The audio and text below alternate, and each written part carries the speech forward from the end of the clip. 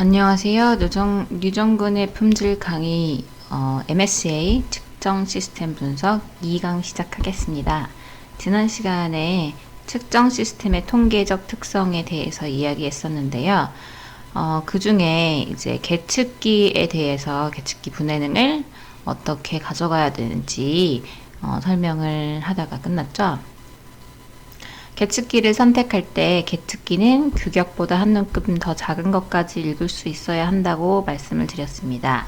예로서 만일 규격이 2.05에서 2.08이다 하면 저울의 분해능은 0.001g까지 읽을 수 있는 것이어야 한다. 그래서 얘를 설명을 드리고자 합니다.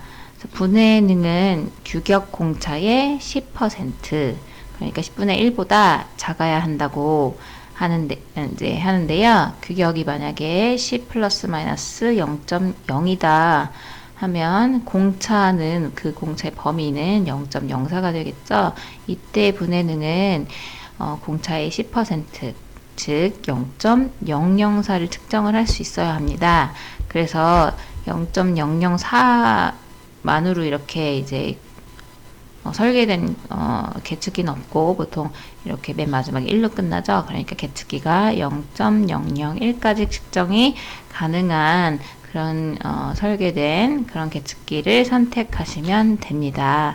그래서 이거는 측정기의 판별력, 식별 능력을 의미하는 걸로 하시면 되고요. 이런 것들 아주 그 계측기 선택할 때 확인하셔도 되고 공차를 설계할 때 이 부분 반대로 고려하셔야 됩니다. 그 다음에는 측정 데이터 및 측정 오차에 대해서 이야기해 볼 건데요. 측정 값이라고 하는 것 있잖아요. 예를 들면 키가 175입니다. 아니면 몸무게가 50kg입니다. 라고 말하는 거는 해당 측정 값을 말하는 거예요. 그럼 실제로 그 측정 값을 쪼개서 들여다보면 어떻게 되냐면 사실은 참값과 측정 오차의 합으로 이루어졌다는 것입니다.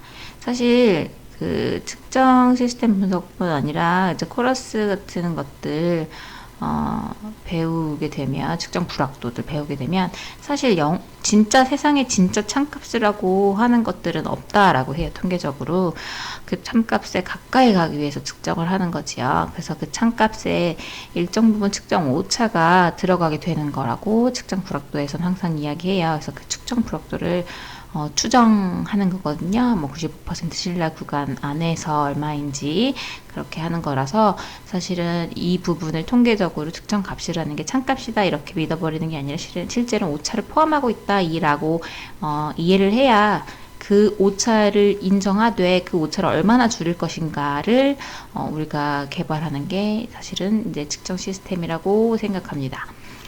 측정 오차의 종류를 간단하게 여기에 설명했는데 이것 자체를 깊게 들어가실 필요는 없어요. 사실 이것의 종류를 굳이 구분하여 이거를 줄인다 이런 활동들을 한다라고 이제 하지는 않거든요. 실제로는 그렇게 하기가 좀 어려워서 구분하기가 좀 어려워서요. 그래서 그냥 제가 생각했을 때는 이런 게 있다 정도로 아시고 넘어가셔도 품질 활동하는 데는 크게 무리가 없을 것 같습니다. 간단하게 설명을 해드리면 그 시스템 에러라고 해서 여기서는 개통 오차라고 했는데요. 우리가 측정 시스템 분석하는 그 줄이고자 하는 그것들이 이 개통 오차다라고 이제 생각하시면 될 것 같아요. 그 다음이 이제 과실 오차고요. 미스테이크라고 하고요. 에러틱이라고 해서 스펠링이 맞나 모르겠네요. 에러틱 에러라고 하고요. 우연 오차, accidental, 오는 랜덤 에러라고 하죠. 우연 오차. 이렇게 세 가지로 크게 나뉘는데 그 중에 개통 오차는 계기, 그러니까 인스트루먼트, 그 측정 기기라고 보시면 될 거예요. 그 계기의 오차, 그리고 환경 오차가 있습니다. 그 외부 영향에서 우리가 또 환경을 봤죠. 그리고 이론 오차, 그리고 개운 오차 이런 것들이 오차에 모두 포함되게 됩니다. 그래서 이런 측정 오차 발생에 영향을 주는 요인을 계측기, 측정자, 측정 재료, 측정 방법, 측정 환경에 따라서 이게 피시본 다이어그램이죠. 포인트 옵션을 쓸게요. 이렇게 피시본 다이어그램을 만들어 건데, 자, 계측기 자체 요처는 뭐가 있을까요? 자, 고정 장치가 의해서 부속품에 만무 손실이 있을 수 있고, 판별력, 계측기 판별력, 사용자 편리성, 측정자는 이런 개인의 측정 할 때 느낌, 감각, 기분, 지각의 한계, 판단의 숙련도, 그리고 측정 재료에는 표준 시료, 재질, 양산 시료, 보관 관리에 따라서 이렇게 달라진다. 측정 방법은 측정 위치, 측정 횟수, 측정 조건, 측정 순서에 따라 측정 방법이 달라서 사실은 굉장히 많은 부분이 측정 방법에 의해서 흔들리기 때문에 대부분의 시스템, 측정 시스템 이제 분석하고 개선할 때 이쪽에 굉장히 많이 중점을 두고서 개선을 하게 돼요. 측정 황도, 온도, 습도는 당연히 맞춰지고요. 진동이나 조도도 중요합니다. 그래서 이런 것들이 측정 값의 측정 오차들로 여러 요인들이 이제 있습니다. 자, 그래서 이 측정 시스템 변동을 저희가 이제 분석을 할 거예요. 측정 시스템 변동의 종류. 자, 전체 변동이에요. 아까 이제 측정 값은 참값과 오차로 나눠져 있다고 했잖아요. 그 변동, 오차에 해당되는 그 변동이 그러면은 어떤 것이냐. 그래서 여기 크게 나눴어요. 변동. 부품 간 발생되는 변동, 측정 오차로 인한 변동, 이렇게 두 개로 나뉘는데요. 부품 간 발생되는 변동은 군내 변동, 군간 변동, 저희 SPC 할 때 배웠죠. 그리고 측정 오차, 이거는 부품이 아니라 측정하는 데서 발생되는 것들은 측정자 변동, 게이지 변동, 이렇게 두 개 있어요. 측정자 변동은 사람에 의한 변동이라고 해서 재현성이라고 얘기하고요. 게이지 변동에는 반복성, 정화성, 선형성, 안정성 등이 있다라고 해요.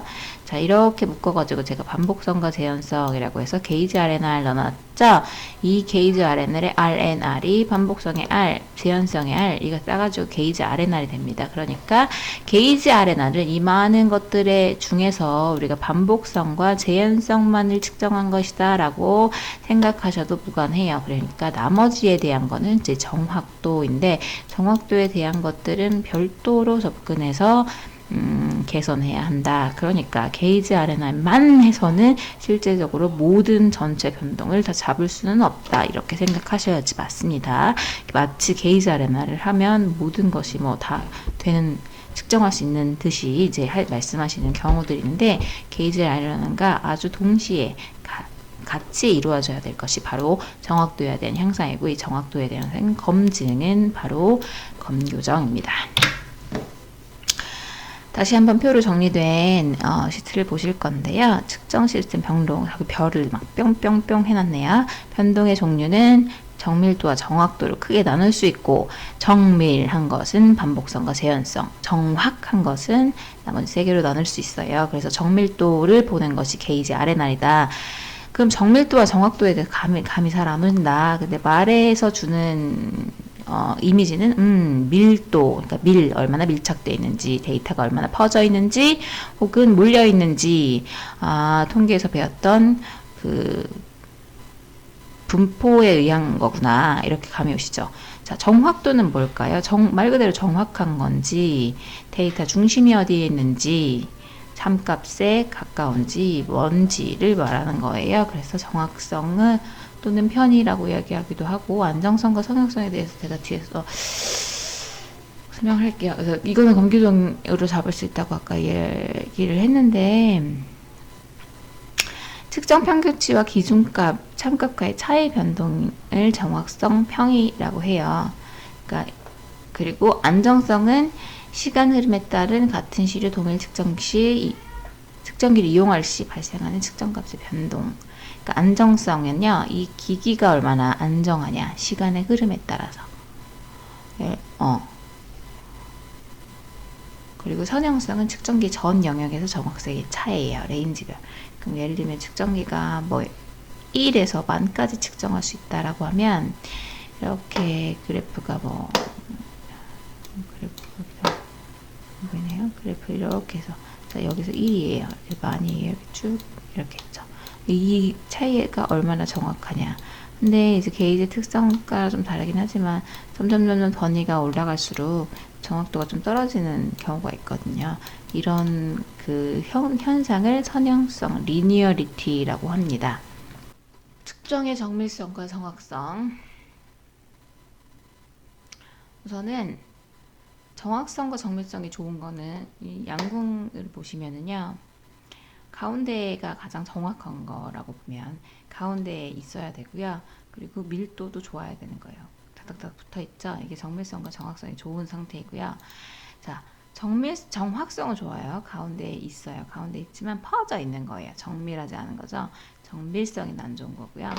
자, 정확성이 나쁜 경우는 그러니까 정확하게 어떠한 포인트를 이제 다시 얘기할게요. 정확하진 않아요. 여기서 이만큼의 그 바이어스가 있지만 어때요? 그래도 데이터는 그 조밀조밀하게 나오죠.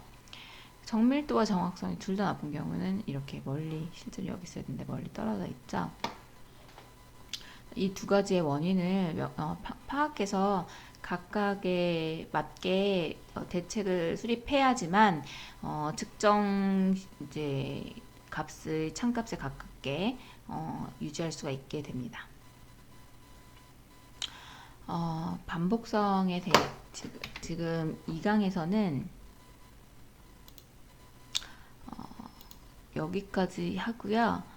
다음 시간에 나머지 부분들에서 점차 설명을 드리도록 하겠습니다.